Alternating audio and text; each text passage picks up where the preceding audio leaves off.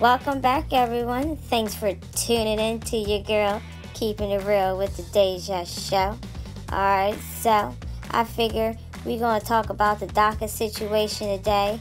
Yeah, it's unbelievable how we even talking about this shit. Thanks, Obama. Like some real shit here. Costing taxpayer money for this bullshit. Now, also, they done shut down the government and then reopened it. Come on, we all getting tired of this happening every year. How come y'all don't do this shit ahead of time? Democrats, keep on procrastinating. Alright, well, as I always say, love watching you watch me. And let's start the show.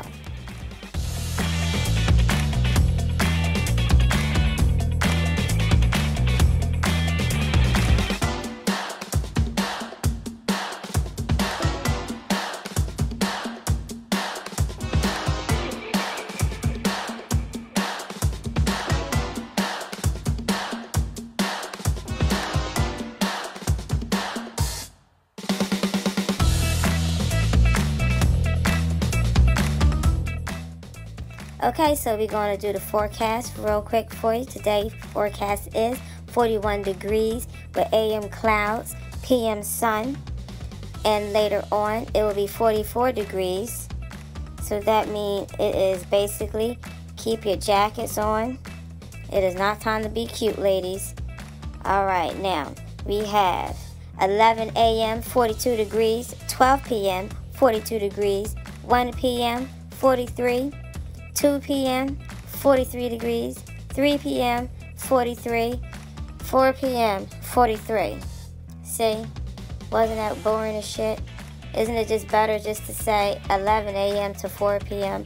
is going to be between 42 and 43 degrees with sunny and some clouds. Basically going to be cold, so keep your jackets on. There you go, and then our forecast. Alright, so let's just tune it in time for Tucker.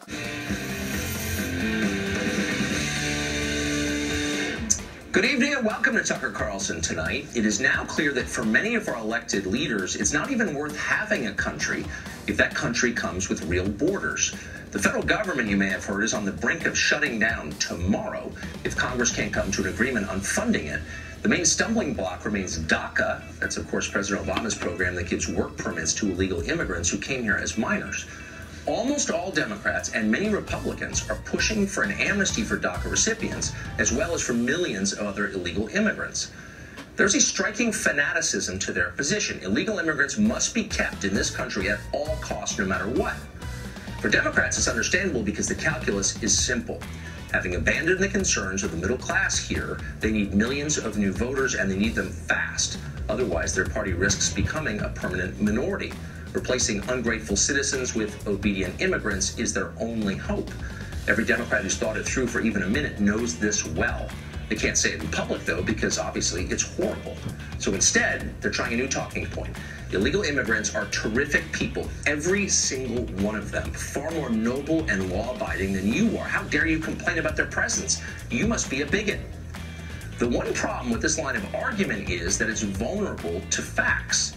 But until recently, there really were few reliable numbers on crimes committed by illegal immigrants. And this allowed Democrats to pretend that every person who sneaks across our border goes on to become a heart surgeon or a member of SEAL Team 6. We've got the data now, and it turns out, surprise, surprise, they've been lying to you. In the border state of Arizona, for example, illegal immigrants commit 2.5 times as many murders as American citizens do. They're almost 50% more likely to be in gangs. They commit more armed robbery and more sex crimes against children. Overall, they're about twice as likely to be convicted of crimes of all kinds, non-immigration related. And that's just in one state. In California, an illegal alien named Luis Brasamontes murdered 2 police officers. Brasamontes had been deported from this country multiple times. In each case, he came back, thanks to politicians who have zero interest in keeping people like him out.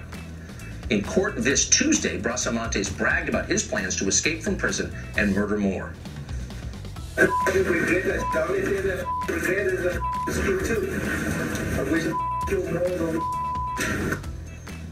So illegal immigration divides the country, it lowers wages for those who can least afford it, and in some cases, it literally costs Americans their lives. So why are we doing this? Because it's our moral duty. That's what our leaders are telling us. We have to. That's who we are. Just days ago, the Senate's most celebrated moral philosopher, Lindsey Graham of South Carolina, spoke for the country's entire ruling class when he explained the rationale for his views on immigration. Diversity is our strength. Now, you've heard that phrase before, obviously. You hear it every day. In effect, it's our new national motto, soon to replace the outdated and, in fact, polar opposite sentiment, e pluribus unum. Diversity is our strength. It'll be in our currency before long, trust me. But what exactly does it mean? You may have noticed that nobody ever bothers to explain exactly what it means. And more pressingly, is it true? The less we have in common, the stronger we are? Is a marriage stronger when spouses have radically different beliefs? Are you closer to your kids when you share no common points of reference? Do you speak the same language as your best friend? Could you be best friends if you didn't? These are important questions, given that our leaders are radically and permanently changing our country wholly on the basis of their faith that diversity is, in fact, our strength. Maybe we should have talked this through ahead of time. Somehow we didn't. House Majority Leader Kevin McCarthy tried to start that conversation today, and here's part of what he said. We did not survive, grow, and become the most powerful civilization in human history because we are focused on our diversity. It is not our differences that makes us stronger. It is our unity despite our diversity. Unity in past, of principles, and of the purpose that brought us out of many unto one. In other words, diversity isn't our strength. Unity is our strength. Don't the left lie to you. That doesn't mean we have to look alike. Doesn't mean we have to come from the same places. It does mean we have to share common beliefs. Otherwise, we'll hate each other, and the whole enterprise will fall apart. That's true in families, it's true in friendships, and it's true in countries, too. You already knew that because it's obvious. Our leaders spend most of their time denying it. They're lying to us. Kate Gallego is a Phoenix City Council member. She's running for mayor in that city, and she supports the continuation of Daca. She joins us tonight.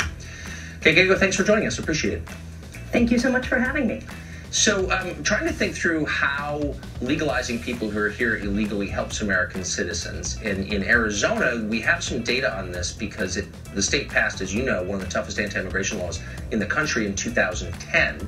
And the effects of that have been studied, and here's what they showed. There was a short-term labor shortage, obviously. People here to work, they can't work. There was a labor shortage.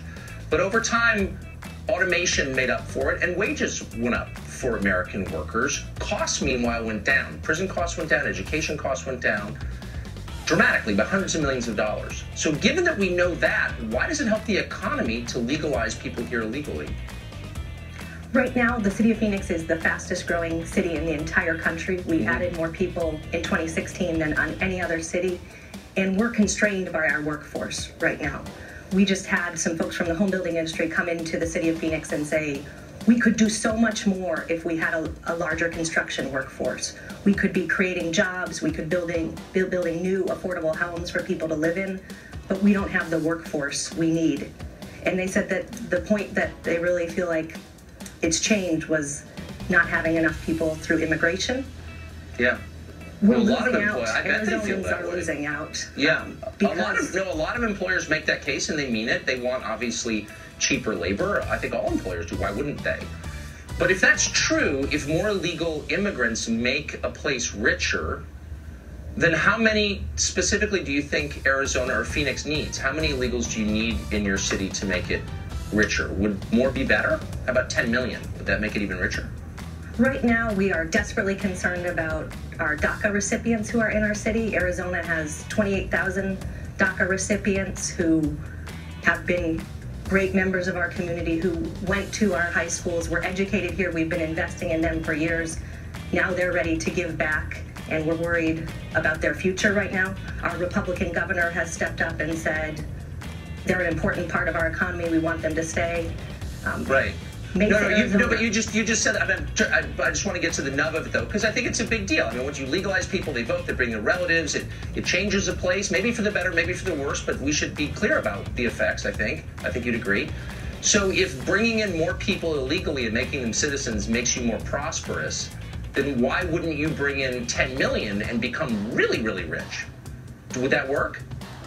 Immigrants have been amazing contributors to our community. If you look at some of the data from Forward.us, Mark Zuckerberg's organization. Oh, yeah, so many of the entrepreneurs who built our tech economy came here through immigration. And we in Phoenix are desperate for more people in engineering and computer How many science. big tech companies were started by people from Central and South America, Latin America? So right now I'm sitting in Phoenix, Arizona, very close to a company called Fortis, that was started by a gentleman from Panama. It's one of our top engineering companies in this community, and they actually are one of our largest employers of at-risk veterans, which is a wonderful success story. I bet he's a great guy and the company's great, but how many big tech companies were started by the immigrants that you're talking about, since you brought it up? How many? If you look at, we have so many success stories in this community, and some of them have gotten national attention. Okay, so I just want to be, because it's a big, with respect, I mean, look, I'm not attacking immigrants. I like immigrants. I'm sure a lot of people are great people, but people who live here, who are born here, or citizens, have a right to know the effects of this. So how many is the optimum number? If bringing in people illegally and giving them citizenship makes you more prosperous, what's the number, the ideal number of people we should give citizenship to? Our country and our community was built by immigration, and we have so many stories in this community. So I know stories, but I'm looking for facts, and I think it's fair to ask for facts. So John Lott, who's a researcher, a social scientist, got a hold of the conviction numbers, which the government of the state of Arizona has hidden from the population because it's lying to the population about the effects of immigration, as you know. And he found that illegal immigrants in the state of Arizona were more than twice as likely to commit murder, and overall far more likely to commit crimes of all kinds, not immigration crimes, but violent and property crimes. So given that, those are facts, how can you reassure the residents, legal residents of Arizona of all backgrounds, that this is good for them? I don't understand. We and cities throughout our community have seen great success stories when people feel like they can work with the police department and there's trust. So we've had folks who did not have legal immigration status but were willing to work with our police department and have been very important in helping us, particularly with drug-related crimes. But do you acknowledge the reality of what I just said? So this study, which got a hold of Arizona state numbers, which I think are legitimate, says that people illegally in Arizona are far more likely to commit serious crime. Do you not believe that? Are you just ignoring it, or what's your response to that? So I just received the arrest and crime data from the last calendar year, 2017, for the city of Phoenix. And that wasn't what we found in the city of Phoenix. Unfortunately, violent crime was led by people who live here and who were born here. That's not the question. Were people who were there illegally more likely or less likely to commit serious crimes in the city of Phoenix? Are you really saying they were less likely? I don't think that's what the numbers show. Our 2017 numbers tell a very different story than the story that researcher is telling you. So are you saying, just to be totally clear, because we're almost out of time, are you saying that you've seen numbers that in the city of Phoenix, people here illegally were less likely to commit serious crimes than citizens? Is that what you're saying? I just want to get you on the record. I'm saying we need comprehensive immigration reform, and it will help. Oh, you're slipping out of the question. I'm asking a very simple question, and you're not giving me a real answer, and I think that tells the whole story. Thanks for joining us. I appreciate it. Thanks. Well, good news is, everyone, as you can hear, the Democrats are putting the illegal aliens ahead of the American people. When did this shit decide to flip-flop on us? I don't understand. What the fuck is going on? Like, y'all really need some reality checking up in that house there, okay? Republicans says that we need to build a wall and then you get your DACA program going. Well, you motherfuckers want to bullshit. So, February 8th, I believe the DACA plan is done. I think it's fucked up that we even got this far. Y'all motherfuckers knew what was going on before you even got this far. Even before Donald Trump was president, you knew. But you thought Clinton was going to win. So, you decided to let this shit go on. Well, he's been a president for a year. Y'all had long enough to get this shit done. Okay? Now, to my understanding on this DACA movement that's going on, these motherfuckers are deciding to protest now. You know, they fighting back. What the fuck y'all fighting back for? Y'all had long enough. you should be going towards your parents and whipping your parents' ass, because they already knew that you was undocumented when they fucking came over here, okay? So instead of you going around want to look at us, Americans give us the side eye, some of y'all motherfuckers got the fucking target on our backs and shit, this for being American, you need to go have a look at your fucking parents, okay? Because your parents had long enough to get your ass documented. And for y'all motherfuckers that's out there talking about y'all 30 and 40 years old, talking about, oh, I'm going to be deported now back to Mexico or wherever the fuck you came from. Excuse me, you had all that time to get your citizenship. So now Donald Trump kept his promise, as he said in his campaign, okay? Why the hell didn't y'all say, oh shit, well, he got nominated. This motherfucker ain't joking, okay? He's talking about putting the wall up. Maybe I should just go get my citizenship, or at least put my name on the list so it looks like I'm trying to do something, you know, trying to be American and do the right thing.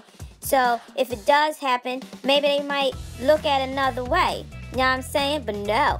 Everybody want to keep on doing what they doing, saying, you know, say fuck Donald Trump, fuck this, keep talking about the Russians and da-da-da-da. Now the time comes, oh shit, you got to go. Now you want to talk about, oh, well, I didn't know that this really was, what the fuck is wrong with y'all? And then you out there protesting. Seriously, that's how you feel? You been over here this long. Some of y'all people been over here this damn long and been on welfare. Whole time you been over here, okay? Some of y'all didn't even think to look for a job or do y'all citizenship. Yeah, you just came over here, got somebody else fucking ID and information, and got welfare on their personal. Like, seriously, let's just keep it real, okay? Now, also, we're going to talk about, I want to know how Democrats think this is okay.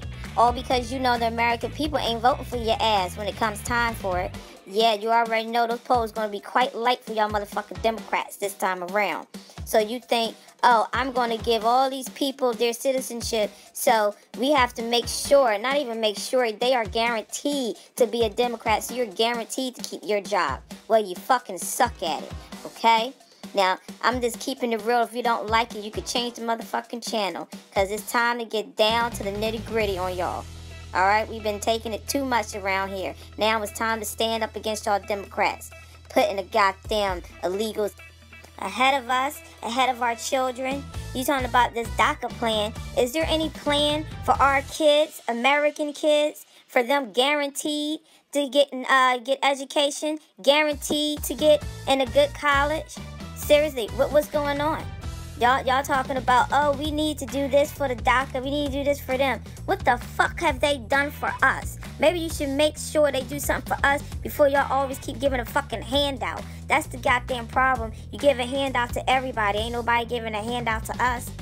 There's so many fucking homeless kids with no education, but yet these motherfucking people come over here illegally and you throw these goddamn kids up in fucking charter schools. Are you goddamn serious? Alright? Now, this is the problem with y'all. Nobody is going to really stand up and start smacking the shit out of people. Everybody want to say this and that on camera, but when you get behind the motherfucking doors, I bet some of y'all Republicans and Democrats just laughing this shit away, thinking that it's funny. I say it's time to stop sitting the fuck down and stand up and do your damn job out there. Okay, this shit is getting ridiculous, beyond ridiculous. There's no fucking words what's going on. This shit is making America look stupid. That's why everybody laughing at us. Got these motherfucking illegals running around running shit. You out your damn mind. Oh, we getting on that. You want to shut down the goddamn government. After y'all get your motherfucking money, y'all get paid, these roads out here suck, and then you want to shut down the government? What fuck type of shit you got crawling up your ass today? See, sometimes I say I need new friends that think on the level that I do, because I want to know, how is it that no one really has anything to say about them doing a shutdown? People want to blame Donald Trump for this shutdown. Well, excuse me, Obama did it. He was in office for 8 years. The motherfucker did it twice. Okay? And it was longer than 4 to 5 days. Okay? So, I want to know, where are my friends that think like me, okay? I know you out there. Come on, reach out and touch a sister. Hit me up. Okay, all the information is on the side. You know, subscribe and I scroll through. You know what I mean? I like your comments. I hit you up. Now, back to the shutdown. We all know that it's back on. Yeah, but why was it shut down in the beginning? Because you Democrats are fools. Some of you. And the ones didn't stand up for us. You know what I'm saying? Because you weak. You just a puppet. Guess what? You're going to hell. Just walk down these stairs and make yourself comfortable. Okay? All y'all people up there just bullshitting. Want to put Daca in front of us. Talking about there will not be a deal done unless for these Daca. Like, seriously. I can't even repeat some of this shit. Because it's so redundant and stupid. Y'all come out with saying that we bigots and we racist. No, we not racist. Fuck that. We just tired of working and having everybody else take our goddamn money. Okay? No one said when Obama did and everybody wants to jump on Trump. Just jump your asses down these stairs and make yourself comfortable. Get the hell out of our way. Alright. Thanks for tuning in. We have another segment for you. Alright. Thanks for watching. And all you evil fucks out there, might as well jump down here with them too.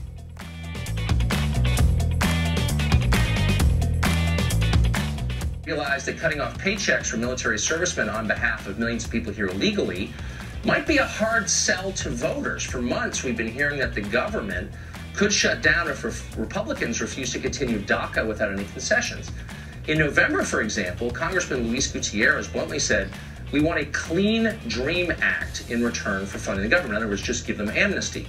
Just a week ago, the Washington Post was totally unambiguous on this question. Quote, "The thorniest issue," they said, holding up funding agreement, was Democrats' demand that DACA recipients be protected. Everyone knew that. No one denied it. And yet, oddly, with the shutdown imminent, Democrats are abruptly changing their story. The issue they say now is health care, somehow. Today, Democratic leader Nancy Pelosi said the real issue is that the Republicans won't permanently extend the CHIP program, that's the federal health insurance.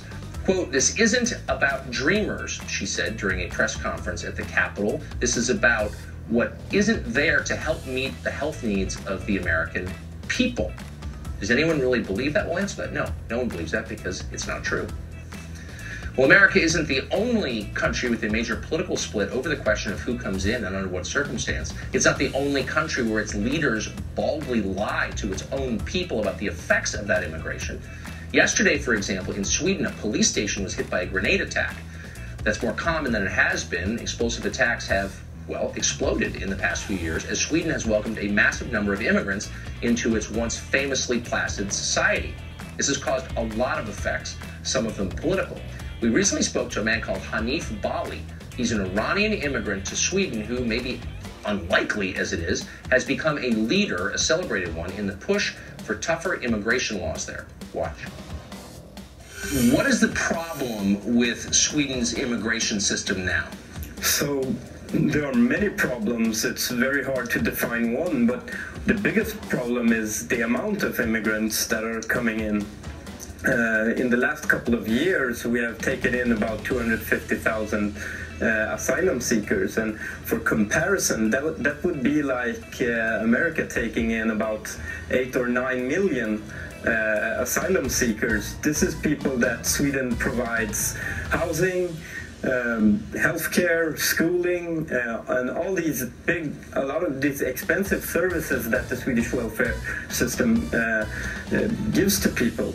And this has created, of course, a lot of huge costs in the short run for the Swedish system, but also when we look at long term, what we're seeing now with crime and poverty is effects of having a very lax migration system for 10, 15 years ago. And what we're seeing now with basically ghettos and street gangs, which is a phenomenon that never even heard of in Sweden, and also jihadists traveling abroad, etc. These are problems that are new to Sweden, and Sweden's system is not capable of, it's not capable and it's not designed to handle these problems. for example, in unemployment, I mean, in 2006, about 20% of people unemployed were immigrants and foreign-born. Today, that number is up to 60%. So you are an immigrant from a Muslim family, and yet you've taken a hard line against Muslim immigration, mass immigration from Muslim countries. What's the response been to you? If we want to help people, and that is truly what we want to do, you cannot put so much pressure to the system that the system collapses under its own weight. And the response I've been having, because I'm, merely putting this statement out that's saying, look, there's a limit to how many people you can take in, has been to call me basically Uncle Tom, a house nigger. I've been compared to Dr. Mengele, and this is not from random people on the street. These are people who have prominent posts in parties, in the left, in newspapers, and this is, of course, because I don't tell them the wishful thinking that they want to hear. Yes. Well, we're very familiar with that in this country. You're a brave man, and we wish you luck. Thank you for joining us tonight. Thank you.